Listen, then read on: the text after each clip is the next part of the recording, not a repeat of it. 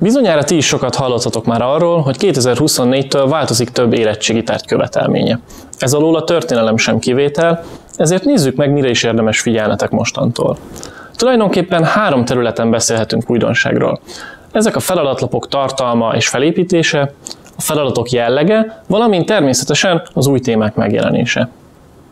Hogyan változik a vizsgafeladatlap felépítése? Elsősorban több magyar érettségihez kapcsolódó feladat várható, például a komplex, 7, 8 vagy akár 9 pontos feladatok már csak magyar témákból érkezhetnek. Emellett korszakok szerint is kitűzték, hány feladványra számíthattok. Az első és utolsó korszakból, tehát az ókorból és a jelenkorból egy-egy blokk várható, míg minden másból, a középkorból, koraújkorból, az újkorból, a világháborúk korából és a hidegháború korából 2-2 feladatot fogtok kapni. Egy korszakon belül egyetemes és magyar témákra is számíthattok. A feladatok terén, ami újdonság, hogy forrásként akár irodalmi szövegeket is adhatnak, de nem kell félni, egy kis szövegértéssel, majd gyakorlással nem okoz majd ez sem problémát. Akkor sem érdemes meglepődni, ha azt kérik, írj jelmagyarázatot egy térképhez, ez ugyanis egy új feladat idéntől. Erre mind találhattok mintafeladatokat az Oktatási Hivatal oldalán. Esszé kapcsán igazán jelentős változás nem történt. Ha arra vagytok kíváncsiak, hogyan tudjátok kimaxolni esszéteket, nézzétek meg erre fókuszáló videóinkat.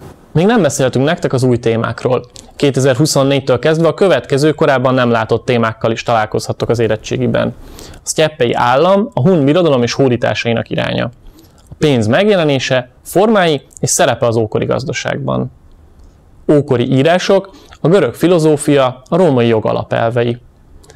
Egyházi és lovagi kultúra, a középkori egyetemek Európában és Magyarországon. A kül- és belpolitika új irányai, harmadik Béla uralkodása. A jakobinus diktatúra, a bolsevik hatalomátvétel Oroszországban, a dualizmus, és végül, de nem utolsó sorban, közép-európai együttműködés. A témák nagy része csak az emelt szintű érettségén jöhet veletek szembe, azonban az utolsó 2 blokk, a dualizmus, illetve a közép-európai együttműködés középszinten is feladatok alapjául szolgálhatnak. Ezeknek a témáknak a konkrét tartalmáról részletesebb leírást az Oktatási Hivatal oldalán találhattok. Összegezve, abszolút nem érdemes megijedni a változásoktól, hiszen megfelelő készüléssel meg sem fogjátok érezni annak hatásait. Bízunk benne, hogy segítségretekre válnak további videóink is, ezeket valahol itt tudjátok megnézni.